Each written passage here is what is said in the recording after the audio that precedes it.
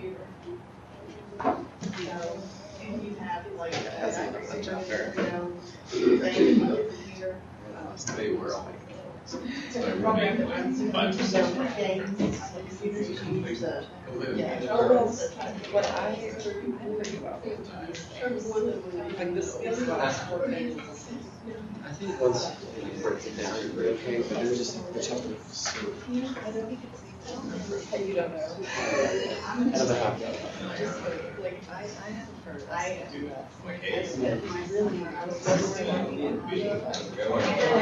Oh yeah, you can do that.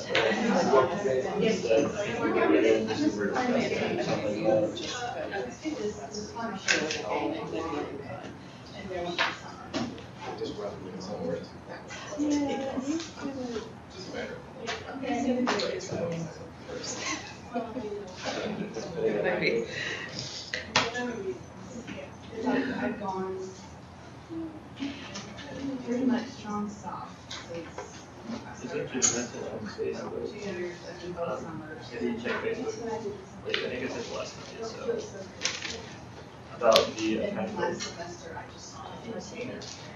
I mean, I sent you guys a link and stuff, so. Whatever you get to change.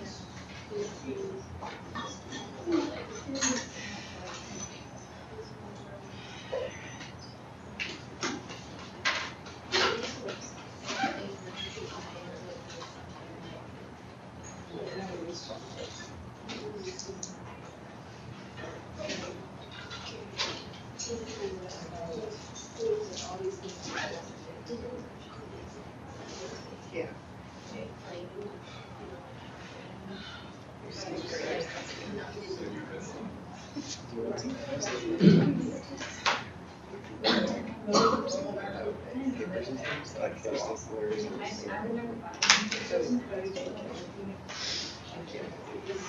I used to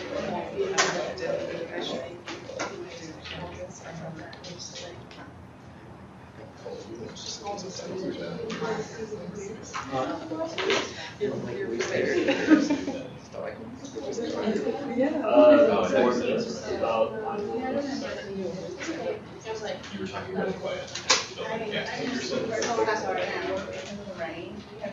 So what was it one of your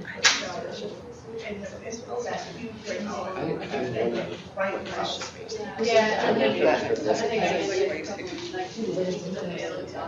think so I watched it. Oh, really? I guess it's very easy. yeah.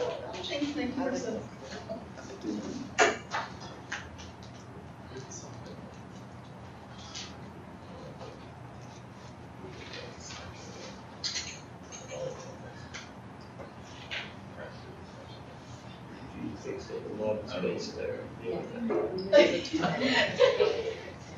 I will practice that next time. Yeah, it's totally like invading. Even like it's to me. Yeah. Geez, so I picked Brendan. I was like, okay, I'm not gonna worry about it. It's gross. I just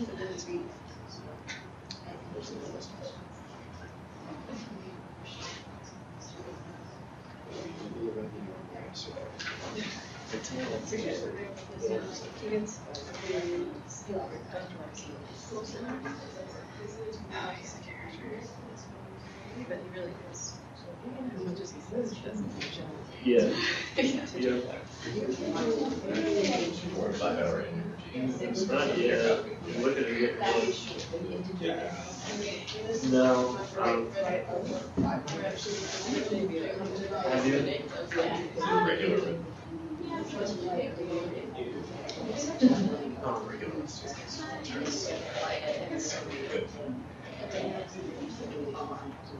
Okay, so welcome back to the class. Now we start with a minute of meditation. Again, please relax yourself. Give it a minute again, please. Inhale, exhale naturally. Inhale, exhale naturally. When you inhale, And exhale, count 1. Inhale, exhale, count 2 continuously. So please do 1 minute. So relax your body, relax your muscle. Okay, let me hit the table to start and hit the table to stop. Okay, ready? Let's go.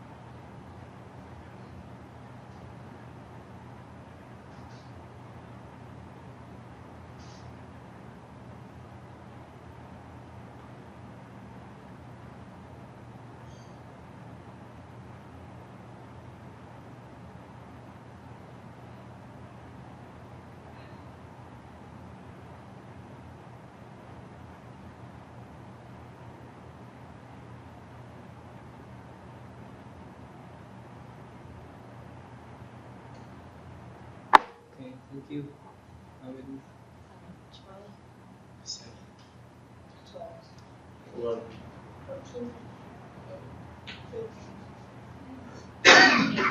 Okay.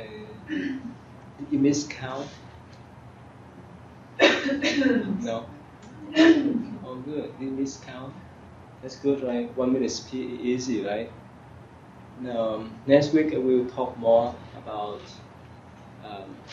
the benefit of breath counting. And plus, when we accept our breath, we would accept this physical body, and we would accept our mentality.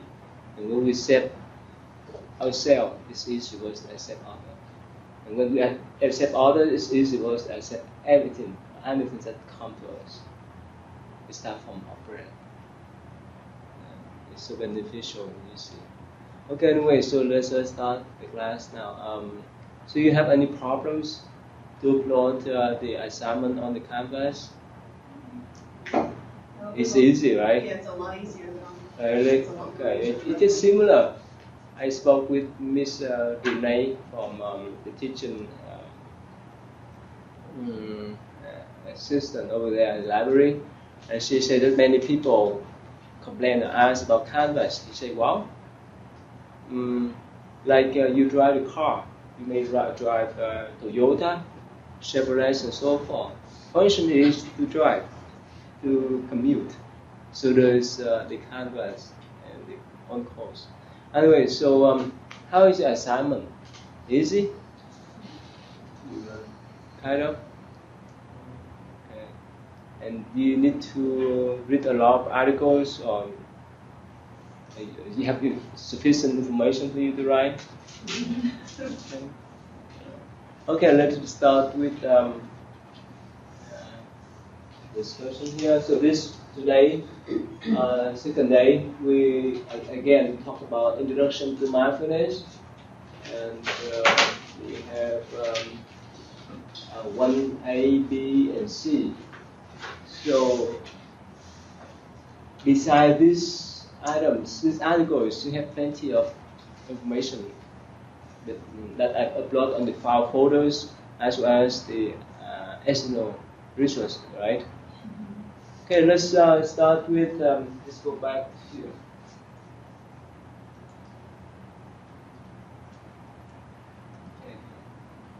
Okay. By the way, one of the benefits of recording this is you can download later on. I will give you a link. You can download and see. Stayed with me this morning because I forgot my thumb drive with it on there, and then told me that I could actually download it, which was great. Now I have it. Good morning. I'm sorry, I live really far away. Oh, really? That's okay. An hour. Really? Big house. Where's that? Really? Crawford County. Oh, really? Yeah. You know, usually whenever I travel around, let's say to go to the other state by airplane, and I may go to airport at least a couple hours early. so that I can relax myself. I won't put myself in the position that I have to rush. Right? So it is up to us. We can control, we can manage our life. Anyway, so let's us. What is this suitable language for you? Let's see. Okay. I think you can turn on like the projector. No, I can. Can you see now? This is my screen. Is it easy to see now? Yeah. I mean, I remember what part is what. Oh, I don't even get it. Can you repeat the I don't it's too small. Too small. Too Barely. small. Too Yeah, small? it's very small. Oh. So I didn't want to be the one. Let me see. Better now? Yeah. It's my screen. We can control it. This is okay. Okay, anyway, number one, we have changing flow. Yes, so what do you have? 4 minutes about mindfulness. Yes. Defining I minutes. found, yes. Yes, the first one. Is that it's going to affect your religion. Okay, affect your religion. Is that true? No. Why? It has no mantras or no bearing on any religion or any. There's no direct mantra when you do meditation. Anyone can do meditation, whether you're Christian, Muslim, Buddhist, or so forth, because everyone has breath. Right? Otherwise, we won't be survived now. Right? So you don't need to remember the last clip I showed you. Right? You don't need to wear a robe like me to sit meditation. No. Unless you want to dedicate your life or religious practice, a spiritual life. So there's no need to change anything. You are in your own. And actually, Dalai Lama is to many American people, Westerners, it's better to stay with your roots. Even you want to study Buddhism, even you want to practice meditation. And when you really serious about switching, you can consider. Otherwise, keep with your roots.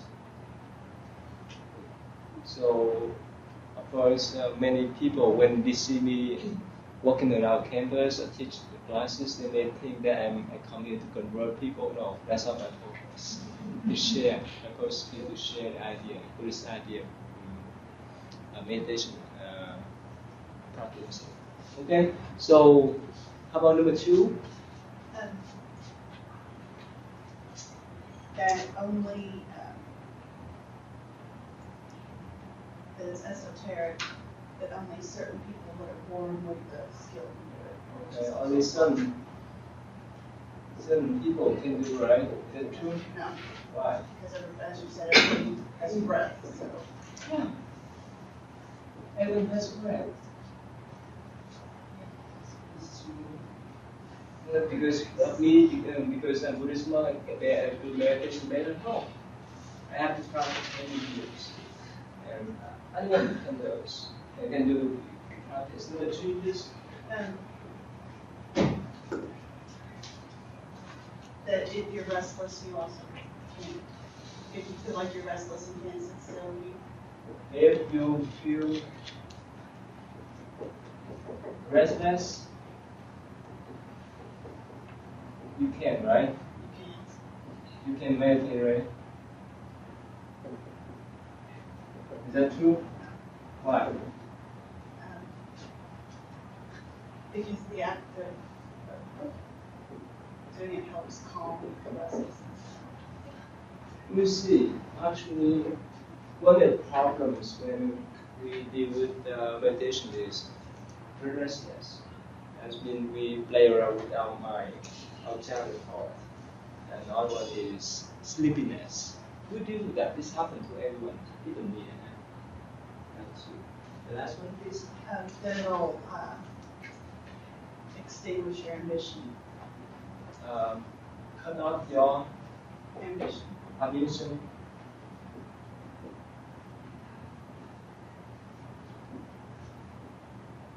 Ambition. Ambition. A and B. Ambition.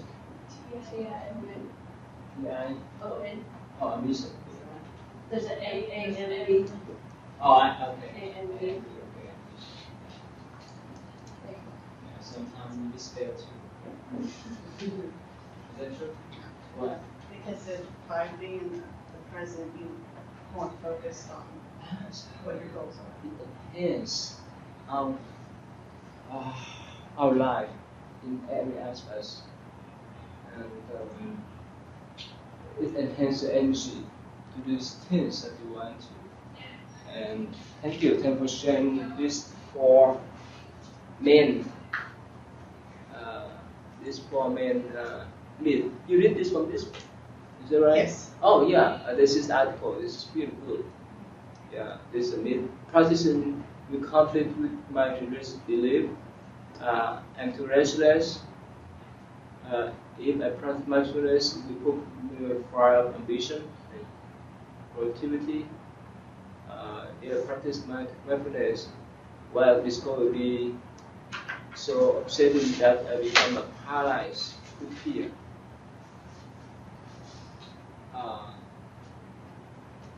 Okay, that's not the idea.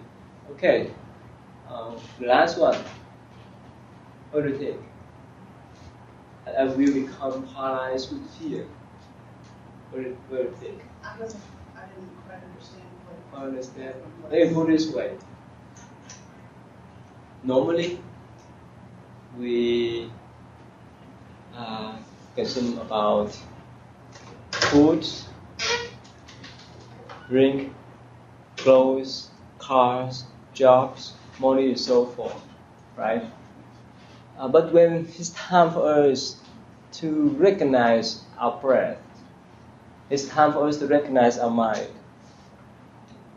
It's fearful. Why? We have all junk here. Is that right? We don't want to face with the junk. Is that right? That's just a fear. And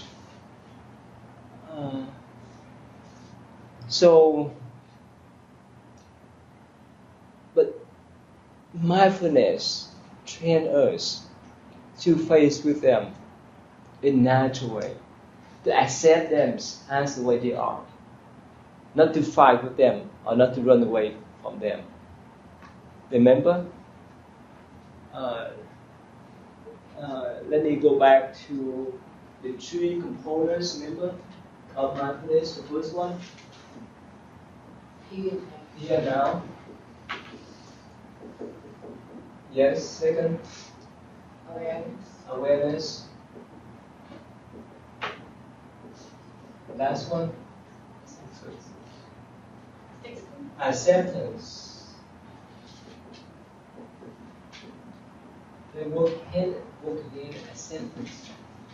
Remember, we start with our breath. And next week I will talk more.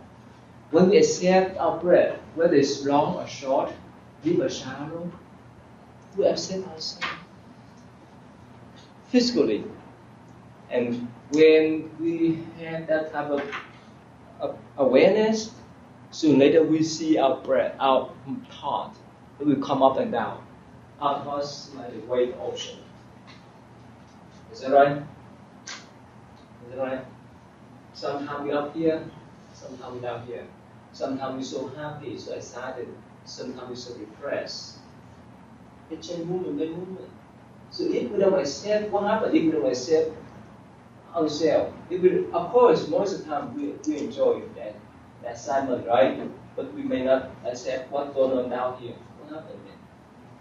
What happens if you don't accept that? You're so sad. You're so depressed. You're so frustrated with your grades, with your jobs, with your friends, with your food. What happens if you don't accept them?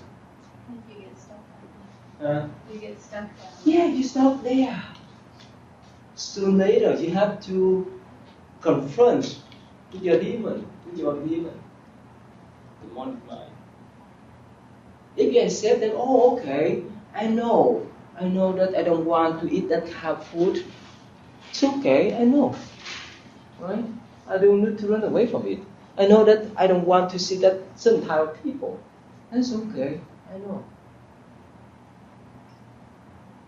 You see that? As much as I said, anything happening to your mind and out in your life, you can move on. Otherwise, you stop there. Remember what you say. What you resist will happen. What you resist was persist, right? Is that right? The more you fight with them, what happens? The more they come up to you. Is that right? So it's better to accept us the way they are and move on. Whether you had good thought or junk thought. But because you are. That's the way you are. Make sense? Whether you make mistake or other people make mistake, you forgive yourself. You forgive other people and move on. If you don't forgive your mistake, stuck there too. You try. And you victimize yourself. Or you victimize other people. That whenever they come to you and say, oh wow, that person may harm me again. And so forth. We have kind of pre-programming thoughts. Right? We talk about that more. Okay? So again, that's 3. So if a practice mindfulness, we will discover all kinds of junk here. But the important thing is to accept them. To accept and let them go. Next we will explain to you more about the function of our mind. Okay? So the next one, please. Let me go back here. Number 2. Moment. Yes. Where does mindfulness come from? It's from what I read and from what I understood, you can't really distinguish one place where mindfulness originates. A lot of people believe that it's solely a Buddhist practice, but it's definitely not true. Many cultures use meditation and mindfulness. Let's see. If I mispronounce words, please correct me because I want to learn how to say them. Sati or Sati? I don't really know. S-A-T-I. S-A-T. Sati. Okay, that is my mindfulness, yeah. It means like awareness, attention, and remembering. And then, let's see.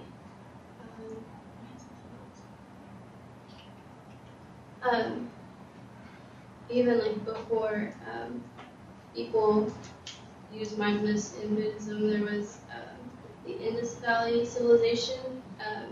Like there's been evidence of them meditating as well. Is that on point? Yes, that's true. Okay. I also filled in a little bit about like mindfulness. Like if you want to think of it philosophically, it comes from your mind and inside, and like how you are controlling your emotions and how you feel and where you are with them.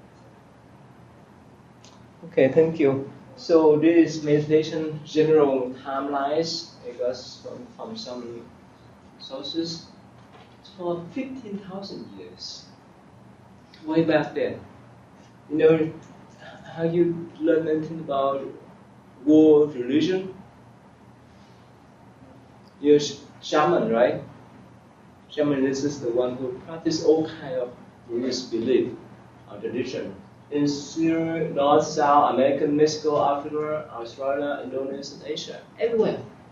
They practice some sort of meditation, the prayer, and so forth. And 3000 BC, so they have yoga, is what they say, from India, Vedic tradition.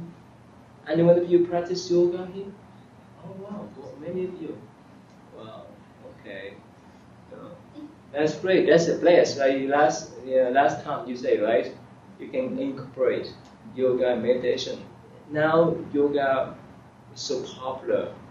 Most of the time, wherever we go, we see, we recognize yoga studio for people to practice as a form of exercise, right? But be careful. Don't stress yourself out too much.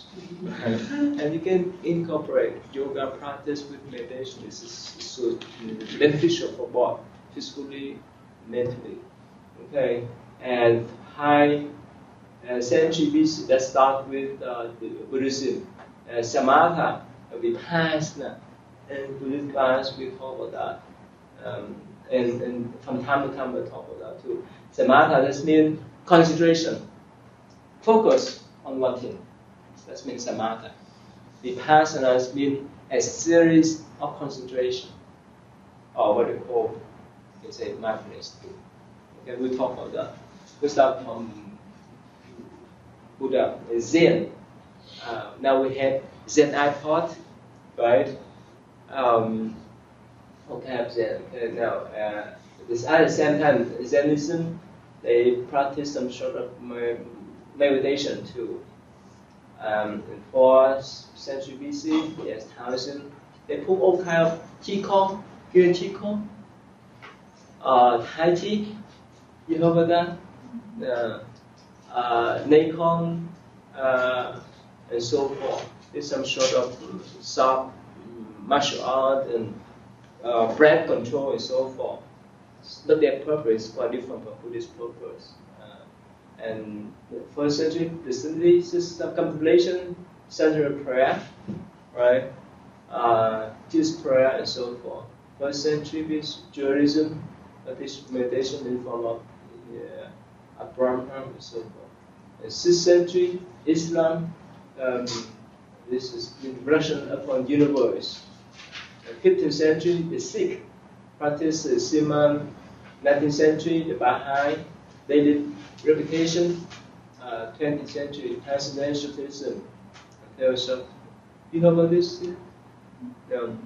And 19th century is Thai forest, the Asian form in the farmers forest. This is popular, and from 1900 to 1960, yoga and Zen. You know, during the 60s, you know, the beach traditions, the hippie traditions. They practice some kind of Zen meditation. They thought this is a sort of excitement, while they try some kind of drugs too. Yeah, and 1920s, they Jefferson progressive muscle relaxation developed by this doctor. 1932, autogenesis training released by German psychiatrists. 1950, biofeedback. You know what's biofeedback? You study psychology, you know what's biofeedback? What's it mean? What's it mean? You're hooked. Are you hooked up to a machine that measures your impulses? Yeah. Last semester I have a student in my Buddhist class, and she introduced to me a psychologist in the local area. She used that biofeedback to measure the brain wave, the brain activities of patients, so that she can give the appropriate treatment. Yes, there's something New Age yoga, Hinduism, would be counterculture, anti-war, and so forth. All kind of things happening doing this. And then at the same time, meditative monks introduce repetitive translation of prayer. We discuss how meditation differs from doing the prayer. We talk about that. And the synthesis, Jogam Chumpa is one of the famous Buddhist teacher in the West. He combined deciding the mantra and do meditations. And another one, the work communities of for Tristan meditation, work men work. And actually nowadays many Tristan people, Catholic people practice meditation. And at the beginning of the summer, I went to a Catholic center nearby, Benjamin University. I don't know whether you know Father Joe. He's a friend of mine. He's Catholic priest. He used to invite me to come to his center to lead meditation practice. I still have some clip on the YouTube too. Yeah. So for him, usually he go to Buddhist meditation center to practice during summer times and get back to lead his followers to do meditations. And there's other too. There's out of window, Christmas room, tea, and so forth. And this doctor, he advocates what you call my body treatment, because in the past the Western approach, the medical Western approach is to focus on the body only. For him, he advocates the way have to provide the holistic treatment. That's mean the treatment for the body and the mind, that they connect with each other. And running, movement, and so forth. Anyway, and taking hand, probably some people know, right? They wrote many meditation books. Other one, he established many Vipassana centers around the world. Even in this country, this is what we call 10 days retreat. That when you go there, you drop everything out. Don't bring cell phone, no laptop, no iPod, only yourself. After 10 days, you can get back. Yeah, it's a refresh your mind. Like you tune up your computer. What do you call? Reset your computer at the factory setting. And goes in and so forth. Jack Cornfield, some of them, his was a Buddhist monk, Sharon, and so forth. There's many of them. Anyway, so these are the background history of my meditation or mindfulness. It's back for 15,000 years. People kept work on that. Okay, so let's just move on. Number 3, ancient meanings of mindfulness. Rebecca?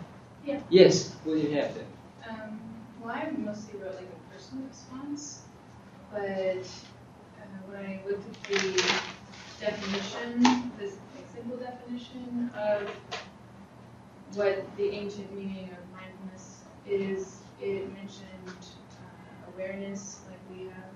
Awareness was the first, I guess, definition used, and then I was also looking at, I think, the same article that you looked at, that was looking at how it evolved before Buddhists, before Buddha started the phenomenon, I guess, and the way that they described how it came to being was memory and memorization and mantra. But it's being aware with intention. So it's not just being aware of what's around you, it's intending for something to occur. But it's confusing because you intend for something to happen without really wanting something to happen.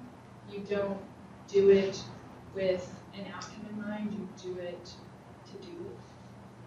Does that make sense? That's Kind of confusing. yeah. Yeah. And then I also talked about balance and how that's very important.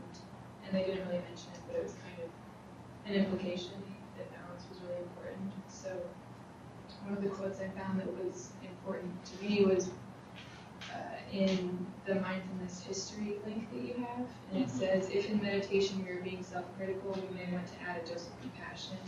If we are feeling lazy, we might want to try to raise the level of energy in the mind and body. mindfulness alone is not sufficient to attain happiness, but it provides a solid foundation for the other necessary factors. So that's where I got the idea of balance, and that's what I talk about. Thank you for the share. Basically, if we look back in the past, especially in Buddhist tradition, the Buddha encouraged people and encouraged his followers to do meditation to get out reverse cycle, to liberate from reverse cycle, to attain enlightenment. That's his purpose of showing his followers. But now it's so applicable for everyone. That's why many people they secularize the mindfulness and meditation traditions. So that's why you don't need to become a monk and nuns to do practice.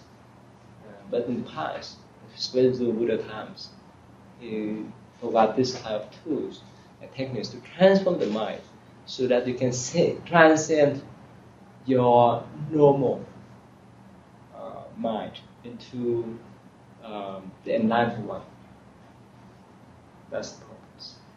Yeah. But now we see there's three main purposes, especially in this article. This is from Dr. Christopher Germans. He wrote the books of God. But that's good. Mindfulness is psychotherapy's treatment of God. This is a good book.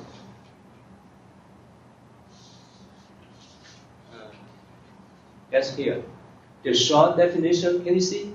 It's too small. Okay. The short definition of mindfulness we will use in this volume: awareness, present experience, to acceptance, self. Most of the sources emphasize on these three main components. Of course, the other components we can list out, like here too. Let me go down here. How about, let's see, we still have a lot of things to cover. So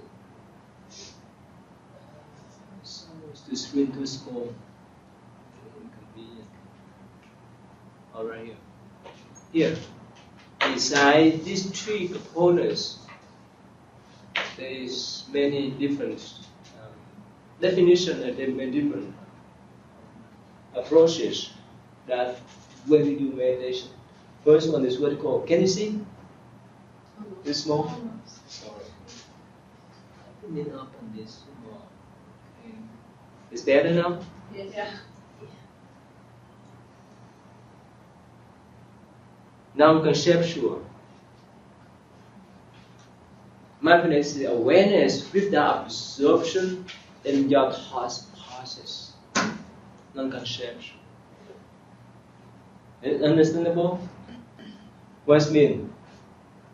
What's mean by without absorption in our thought processes? Yes, sir. Is it kind of like you are simply acknowledging it and not judging it in any way? That's the point. That's why I just mentioned you deal with your junk here, right? But it's good about, right? You absorb them. Don't play with them. Make sense? When you really recognize your thought, let's say when put this way, while you're sitting here, one thought pop up. Oh wow! This afternoon, I will go to DMV to change my driver license, for example. That's okay. That's fine. Just recognize. Oh, okay, I'm supposed to be here, not at DMV. That's okay too. Don't fight. Don't try to block them out. That's okay too, right? So don't play with them. When you play with that thought, it will lead you to DNV. If you think you go to Walmart, You may buy some kind of food and so forth. If you lead to a series of tasks, you may get lost here. Is that right? That's why I talk about non-conceptual. Present center, that's easy, right? Here and now. If you lost the present moment, you could not get back. Non-judgmental, what's mean? Easy. Awareness cannot occur freely if we like our experience to be other than this. Non-judgmental, what's mean? Does that mean like not putting a label of life or deciding? That's the point. That's the point. We put down the wall of pre-programming our mind, have some kind of preference about certain things, certain people, certain items, certain brand names, right? Put them down, right? So that we can see them as the way they are. Most of the time we judge people, right? Good, bad, like, dislike, right? And so forth, right? That's why we get stuck with that type of judgmental thought. In mindfulness, we put them down so that they can be free and see them in the whole pictures. See, sometimes let's say we designate our mind. Oh, I like that person. Which everything that person say, oh wow, wonderful. If we say we pre-program in our mind, oh, I don't like that person, what happened? We try to block our mind. No matter what that person say, we say no, it's wrong, and so forth. We don't try to listen. We put that wall, and we don't know the beauty of that person. We don't know what they want to present, and so forth. We make this their good points, and so forth. Isn't that? There's so important. Intentional is easy, right? Definitely, you have to have intention. It's been awareness, flexibility, observation. You observe. What's mean? You have an idea? You observe the way they are. You don't disturb them. You don't judge them. You don't play with them. Understand that?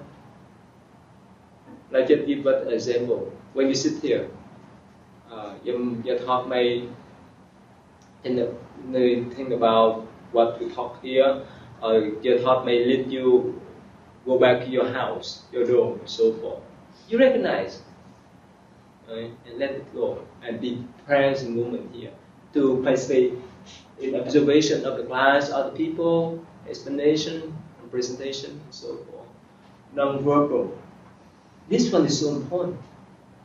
You know why? Why it's non-verbal? Why?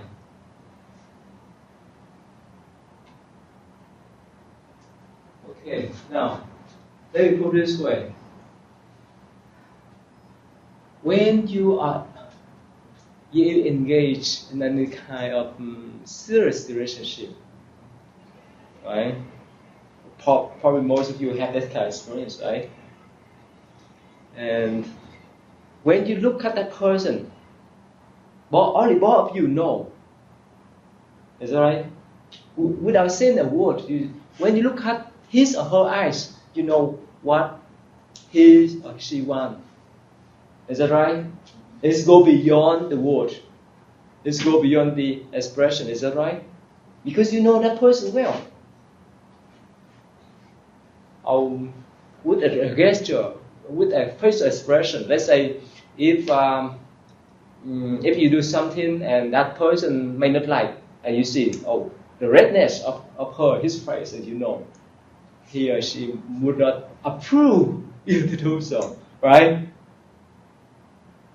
So again, what we call here, we want to use what we call intuition. Intuition.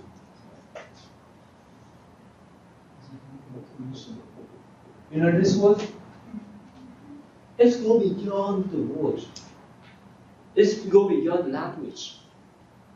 Language is the means for us to express ourselves, to share ideas, to communicate. Is that right? But our intuition is so sharp, so sensitive. need to go beyond that. That's why mindfulness helps us to live with, to utilize our intuition instead of getting stuck with the language. Let's say you have problem with the public fright. When you come to class, you can come to podiums and want to say, do presentation, you frightened, you just so shaking, right? Sometimes you want to say, in my mind, you want to say something, but somehow your mouth say others. Is that right? Is that right? And so, yes, so your word or your expression misleads you, right? Because why? When your thought have that first thought, and you try to control your mouth, orally to speak out, but sometimes you could not. So that's why meditation or mindfulness help us to utilize the kind of intuition, then to use the word to express ourselves. That's called non-verbal. That makes sense now?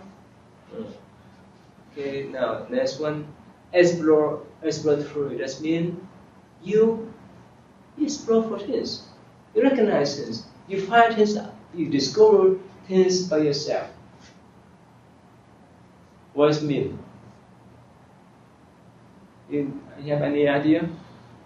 I think it means you don't have to constantly think about other people's ideas and the way that they think about the world. You create your own ideas. Yeah, when we put down that wall, the wall of judgmental, the wall of discrimination and so forth, you discover the beauty is not there. The beautiful part of other people. That sometimes you label that person like this and like that, right? You discover people, beauty, personality and so forth. The last one is, not the last one, it's mainly to liberating. Liberation, what's mean? Freedom. What's mean? Freedom. Freedom, what's mean freedom? How could you get freedom? It's a complicated answer.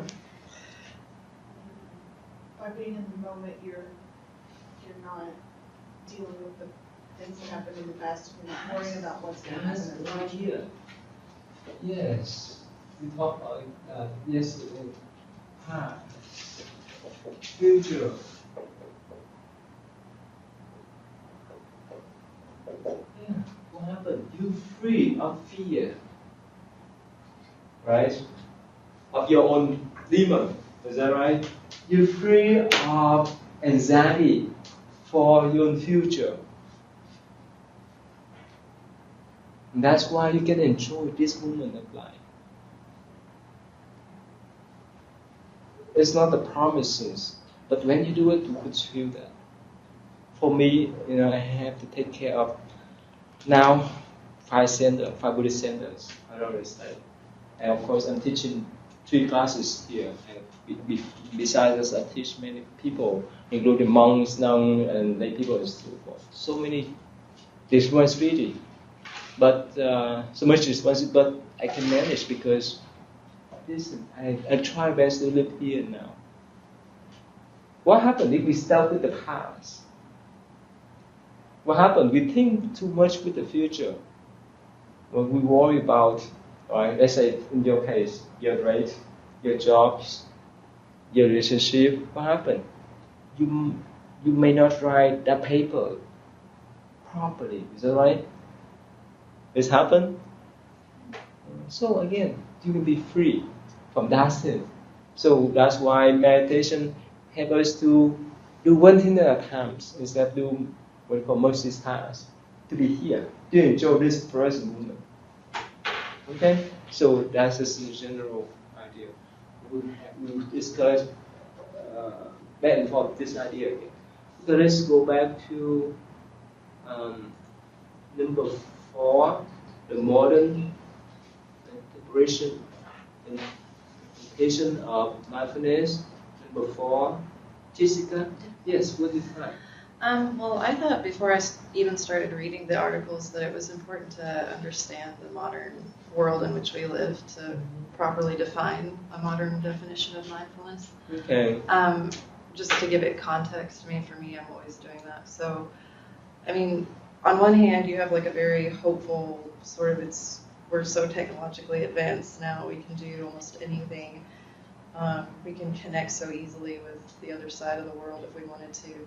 But then on the other hand, there's like this frenzy, chaos to get those things that will allow you to do that, I suppose. So I feel like there's so much going on in the world now. It's no wonder that people seek things like mindfulness or meditation to have some peace of mind with that.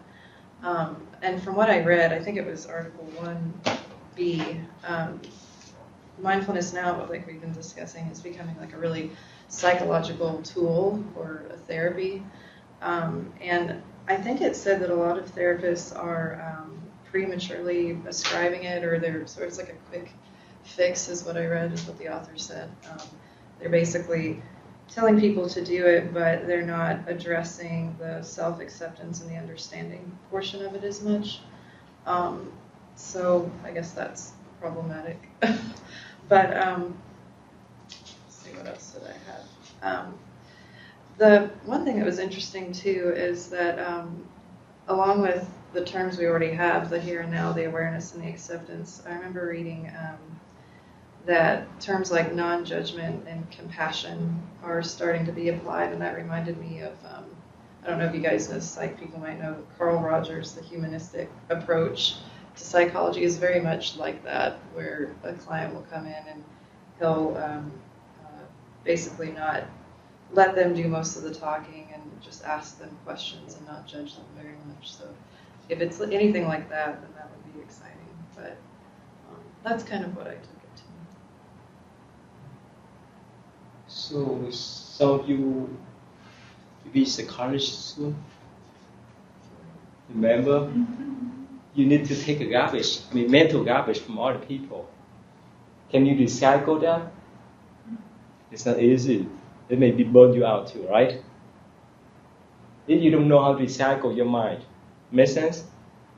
If you don't accept what they say, if you don't let them go, or don't recognize that you're here, you are not aware of what they try to explain to you. And even, many doctors and nurses, they stress out easily. Why? They deal with patients every day. And majority is that the patient have, they would dump on the doctors, especially the nurses, right? And if they don't know how to control their emotions, they burn out easily. So be ready. All right. Okay, thank you. Okay, so next one, differences between mindlessness and mindfulness. Number 5. Yes? Yeah. Based on I submitted online, but it's way to understand is mindlessness. It means like your mind is kind of like fully aware about anything in the present, because you just like be struggling with your past. And also on the other hand is when you mindlessness is also affected to your like body physical, like you have like high blood pressure, you have easy to have like a heart attack, or also it decrease your immune like system in your body because you miss sleep, because your mind cannot take rest even if it's sleep. You just like wake up at midnight because your brain keep like thinking about what you need to do like for tomorrow. On the other hand is your mindfulness. It means you fully aware about anything in the present, and also you can stand on a different like perspective to look at things without like judging about that. Because like we talk about, we accept it the way it is. So you just like free, like actually your mind is very free about talking about fear or doubt, anything like that. And I have like an example to like demonstrate about it. Is about my friend, and she actually had really bad past about her childhood because her stepdad abused her. So everything she did, any action, she always get a statement is, you did it wrong. You never did anything right. And also people around her never treat her well, and they always lie to her. So whenever, her friend or she be in relationship with anybody, if that person look like on way every day you go to work like at 9 o'clock, and then suddenly one day she saw like her partner didn't go to work at 9 o'clock, and then they moved to like 9:30 or maybe 9:10, and see them, they look like a red flag coming up.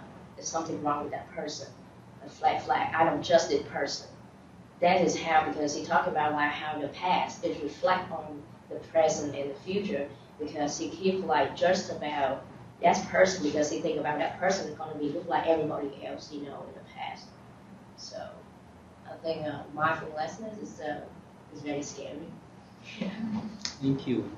Now, with your observation, it's just been on the campus, what do you think about the students? They are mindfulness or they are mindlessness? What do you think? Especially when you go to cafeteria. You understand that? What do you think?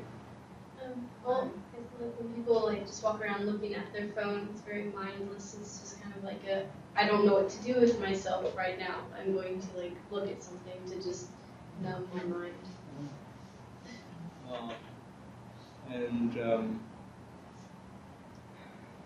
Now of course, many students, they think, okay, that's okay for me to enjoy talking while I'm eating, or to enjoy my conversation on the phone while I'm writing, right? But you divide your mind, is that right? You couldn't concentrate well. And even we talk about driving a taxi, right? You done that before? Be careful. Within a split second, you'll be done.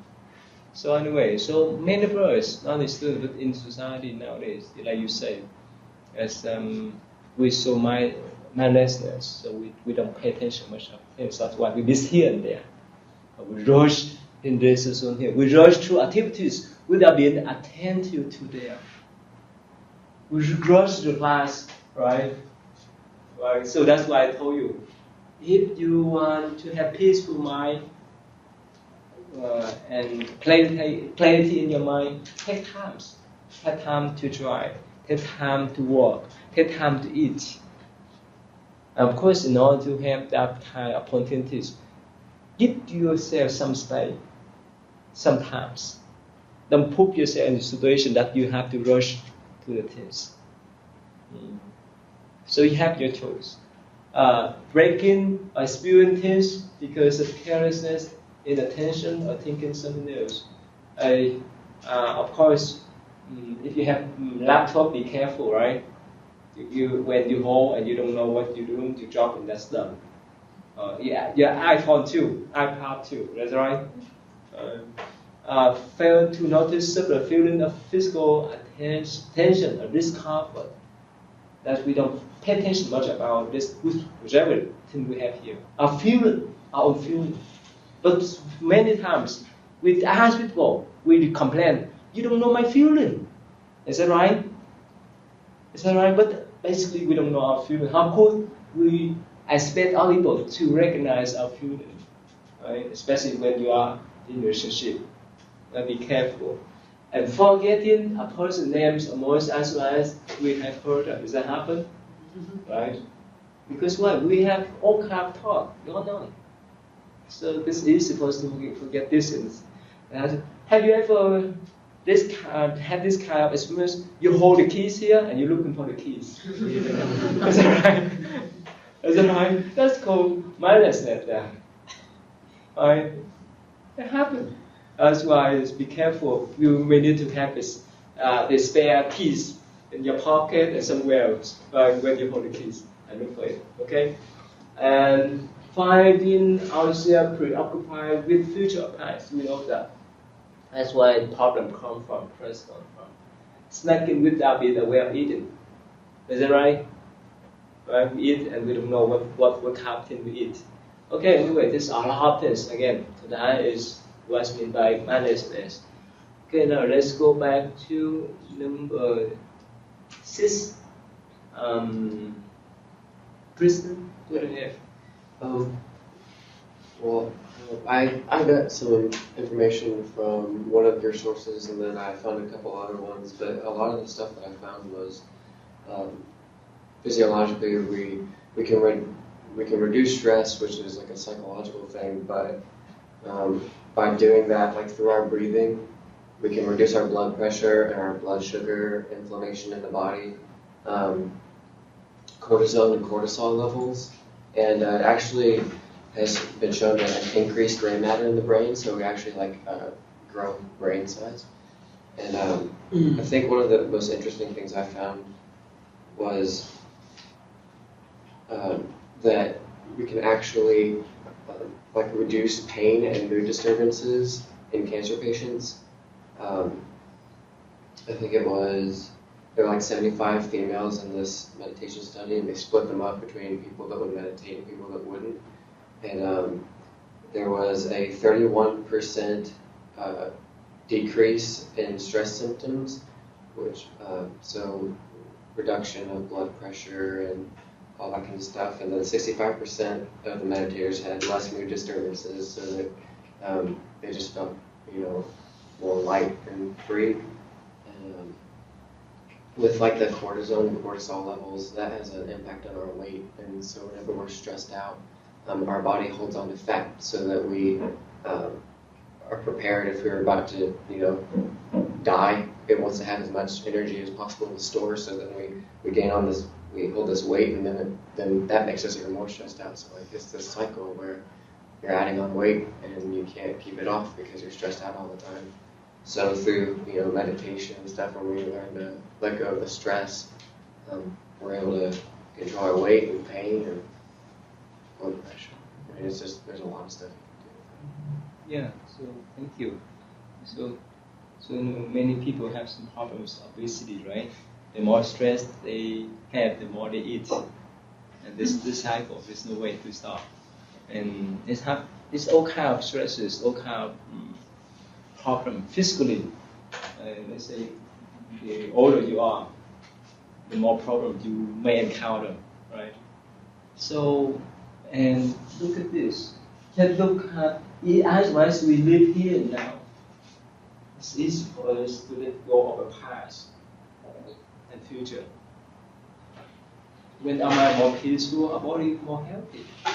It's simple. More in detail with remember last clip, we see that patient, cancer patient, right? He does meditation. This helps him to calm down his mind. This helps him to slow down the problems. So that. Okay. So let us do alternate. After that, I will provide you the list of the benefit. Number 7.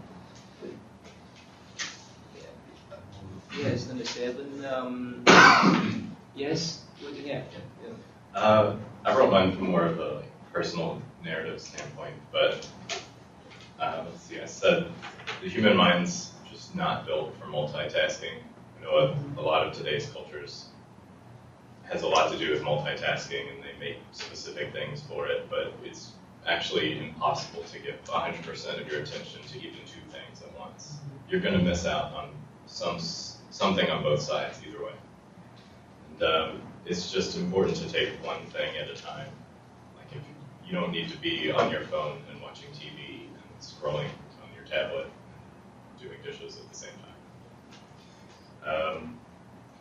We have to find ways to apply mindfulness to our real lives to have an actual healthy state of mind. You can't just go to meditation class and sit there and meditate and then go back to your class business job or whatever. You have to find ways to be mindful in all scenarios. I just wrote how it really got started with this Satipatthana. Is that how you say it? It was Buddha's original course of mindfulness, which is the focusing on breathing. And it's just because the mind's just a complicated web of consciousness, darting thoughts. And with mindfulness, it helps to rein it in, I guess, and just you're able to focus and pay attention better. And just like muscles can fade if you don't exercise, the mind can do the same thing. Like when people practice meditation, it's kind of like how athletes go to practice and they get better at shooting baskets or whatever. People that practice meditation get better with their mental skill sets, like attention and awareness, and perception, stuff like that. And then I found another source that listed quite a few psychological and cognitive benefits of mindfulness for things like he said, reducing stress by lowering cortisol. It helps with weight loss goals. You sleep better. You get a deeper, more fulfilling sleep. It promotes easier development of neuroplasticity, which would help with memory, emotion, pretty much everything, really. It makes you feel less pain, increases attention, and your reaction time. So there's a lot of psychological benefits. In our religious traditions, we always mention that, many times when people are hungry, they don't want to eat. When it's time for them to go to sleep, they don't want to sleep. Make sense to you? What's mean? When they're hungry, but they don't want to eat. But even they have even they have food to eat, but they don't want to eat. Why? Why? Their mind is somewhere else. And Yeah. they need to be doing to make their body healthy. And their preference. I need to eat hamburger. If let's say if people put on the table the rice, vegetables, no, I don't want to eat. I just want to eat hamburger. Make sense? Even they hungry. Actually, it happened to my students at my monastery. They are Americanized. Vietnamese, but they are Americanized. They were born here. They are Americanized children. So most of the time they don't like to eat Oriental food. They said, "Oh no, I cannot eat that kind of food. I prefer to go to McDonald's."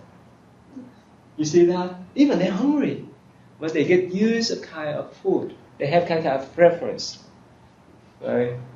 So when you are open-minded, accepting, get food. As much as they're eatable, we can enjoy. But we put some kind of preference, we're stuck there. And they say when it's time for us to go to sleep, but we can't. Is that right? Have you ever taken sleeping pill before? You did? Wow. So mindfulness is very helpful. Okay, and hopefully if you have time, so we call what we call body scan. How you enjoy your sleep? What we call body scan. It doesn't mean that like you go to the airport, you have body scan. No, that's not. That's not kind of body scan we talk about. We scan our body mindfully. Anyway, so because we play around with our thought too much, we're so restless that we could not go to sleep even we want to. Okay. All right. So the next, let's go to the last. I'm sorry, we skipped number one. Jacob. Yeah. Sorry, I missed you. Number one, right? Yeah. Sorry. When look back that the chart. Yeah, please. Can you share number one, please? Okay. Yeah, that was about the four myths. Yeah. You have a defining myths. Yeah. Beside the list that we list here. Found a little different one. I think one is because people think they don't have enough time to do so. Which in the article I read there, it was basically saying that by practicing mindfulness, you become more productive in the times like you do spend. So in essence, it's not really taking away time. It's actually increasing the amount of time you get in a day. And also it says that you also need less sleep if you practice mindfulness. I'm not exactly sure how that works, but so basically that myth was debunked there. Because basically by practicing mindfulness, you actually are gaining more time than when you're losing. So, Yeah. um, Thank you. And I compiled this list a few years ago when I taught meditation at University of South Indiana. Meditation and relaxation, yes and no. Relaxation is just for your body, basically. And mindfulness help your mind to calm down, to have that kind of peacefulness. Okay, meditation is joint cell synapses or auto-suggestion. What do you think? Euros with auto-suggestion? Or hypnosis? What do you think? Well, I think of hypnosis as not being aware of yourself. Because Oh. you're transporting to another place. You're not there, right? People put you to sleep and they control your mind or whichever. Yeah. What with auto-suggestion? You play around with your thought? No, Yes or no? no, that's not what meditation is. That's not. That's You're not just, supposed to play. don't go with, remember? Don't go with the flow of your thoughts. Just recognize, don't play with them, right? There are technological shortcut. You know, many people now they buy some sort of what do you call music or I don't know music. I have not tried before. They say, well, if you listen to this kind of music, you attain to enlightenment. You attain enlightenment. No, that's not a shortcut. It takes time. Yeah, you have to sit and follow others. This means you cross your legs. That's not true. You don't need that. Remember, I told you last time. Just sit in a chair comfortably. In the classroom, at work, if they allow you to do so, right? Meditation again, not the religious activities. Attitude. In meditation, you sit there and say Om. No, you don't need that. Yeah.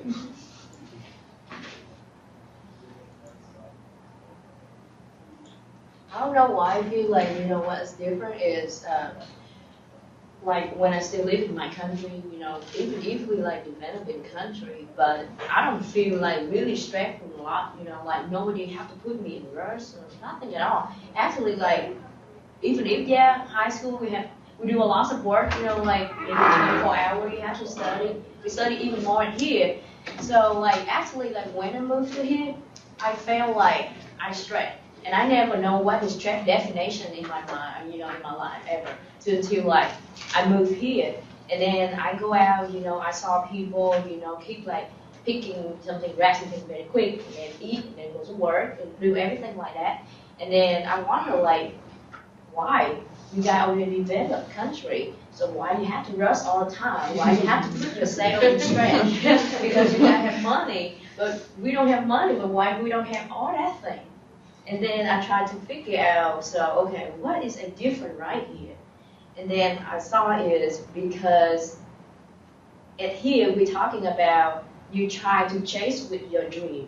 You try to chase with something you wish you want to do it, like you have this job, you say, no, this is not paying enough for my insurance, I want a better car. So you go to, sacrifice do this job and get another job. And then you say, no, this city don't fit with me. I move to New York City, Washington, D.C., and get $200,000 a year, right? You keep like going, like actually you don't even know like the limit, what you really want. So the more you want, I feel like the more you stress, you put yourself in that stress area because you are looking for the future, but you don't enjoy. At the present is you don't even know about like family or your friend. You never enjoy that moment.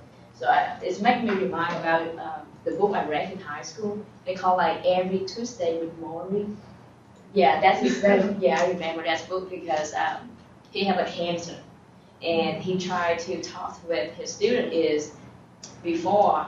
I lost it all the time with my family. I never enjoy any moment happy with my family. But until now, I get the cancer. And I realized about what I need the most is call people, my friend, and my son, my daughter, and my wife. Because I understand right now, my happiness is around people that I love and whoever care about me. And then he told his student is you should not all the time chase to what you really want. Instead of that, you have to know how to put like two things in balance. And when you know how to put two things in balance, you can feel like mindfulness more because you know, okay, this is what I have and this is what I have. I'm happy with it. But the more you don't feel happy with it, you just feel straight and rest. Since we're out of time, so we don't have much time to talk about the myth. So we still have the last question, right? Number 8 for 2, right? Who does number 8? You? Yeah, please.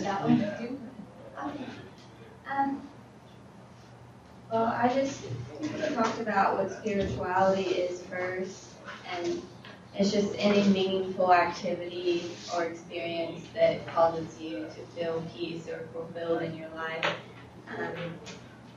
And I said the benefits of mindfulness to your own spirituality. You can get a better understanding of your own religion if you have one. A lot of people get scared of spirituality because they think it will like dilute their religion or make them, sin against it, but that's not true. It just adds to it.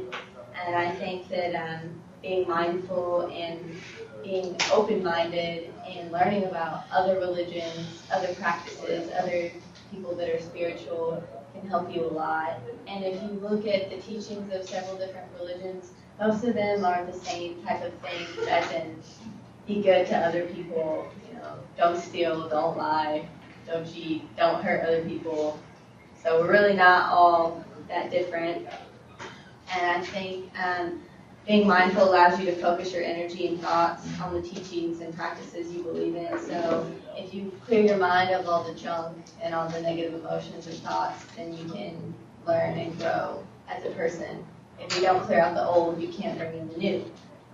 And I think it's an amazing type of therapy for mental, emotional, and physical problems.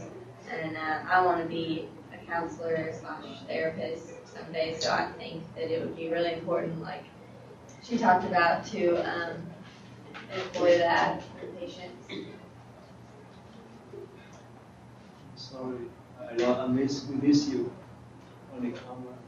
I still okay, thank you. They don't need to see me. Just hear me. See you. Okay. Yeah. Okay. Yeah, please.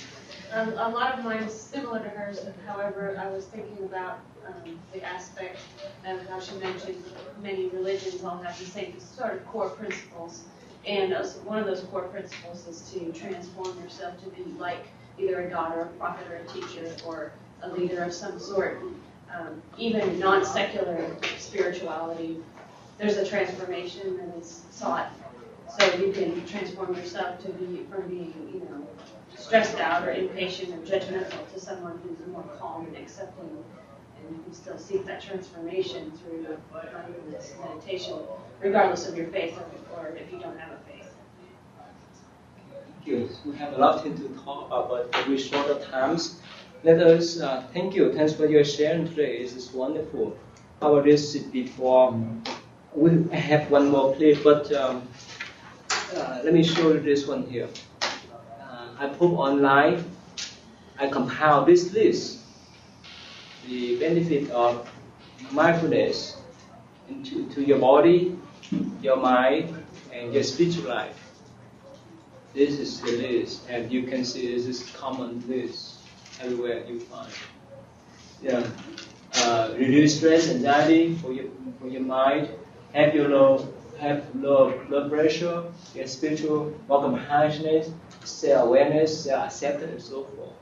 That's it I put online. So we have only a few minutes, couple minutes to go. How about this? Let us go back to pick up the next reading response for next Wednesday, right? Next Monday will be Labor Day weekend, right? Sorry, Labor Day. Okay, now let's see. We have 7 of them. So let us pick up the question first, and this second reading response. Yeah, pick up as the question first, and after that we do one minute of meditation. Okay, number 1, please. Your name please? Tina. Tina. Okay. Number 2. We have 7, but we have 10 people here. You can yes, your. Rebecca. Oh, can you see? That's fine. I don't mind to move up here. I can see now. Rebecca. Number 2. Yes. Number 3. Okay. Yeah, that's okay. We have. Yeah. Okay. We have to double up at some point. Number 3, and you were to Jessica. Huh? Jessica. Jessica. Number 4, please. Number 4. Your name, please. Morgan. Morgan. Yes. Number 5. Jake. Okay. Number 6. Okay. Christian. And JT. 7. Yeah. Okay. Jennifer. Okay, great. Actually, I really want to show you this video clip, but you can watch at home. Get type meditation, benefit meditation, ABC News. Before you go, please give me 1 minute. Give me 1 minute to do this. Come on, mind. Yeah. 10 times they will have class by 11. Okay, ready? So do again 1 minute. So relax yourself. Okay, relax your mind, relax your body, relax your muscle. Okay, please count within 1 minute. How many breath you have? Okay, and we hit the table to start. Hit the table to start. Relax yourself. Accept that everything happened to you. If you miss count, that's okay. Just gently bring it back. Please count.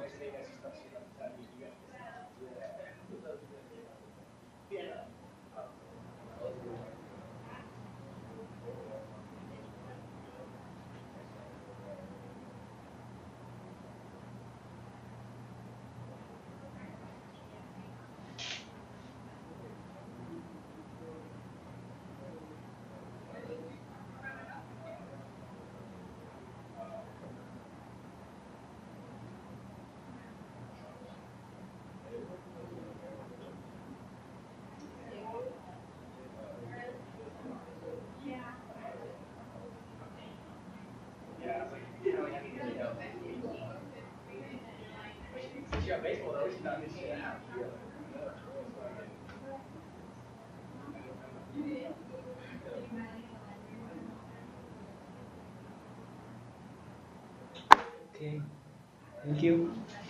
10. 7. 15. 11. 10. 9. So you miscount? Are you concerned about the rushing to the group? Okay, anyway, so thank you. So see you on Wednesday and have a nice weekend. By the way, sorry, I have one announcement again. So sorry, give me 1 minute.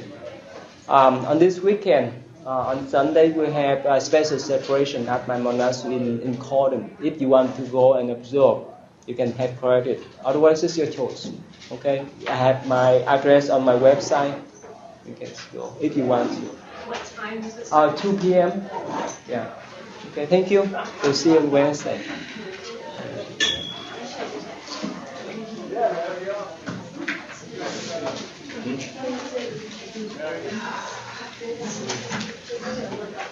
Sitting in the eating chair, well, but Oh, yeah.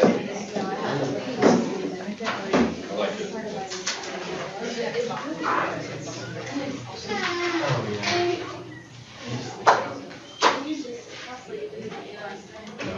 It's like,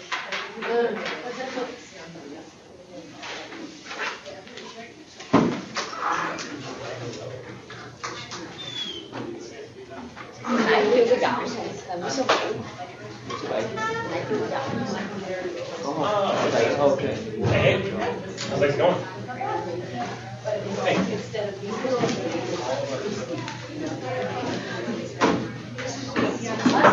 First side, I have this video, the 8301. Oh yeah.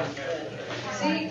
You know everybody about like the last semester there's a lot of people complain about it. Yeah. And you know everybody like It's basically swapping into a different class, and you can tell the difference. She just control freak wants to take over everything.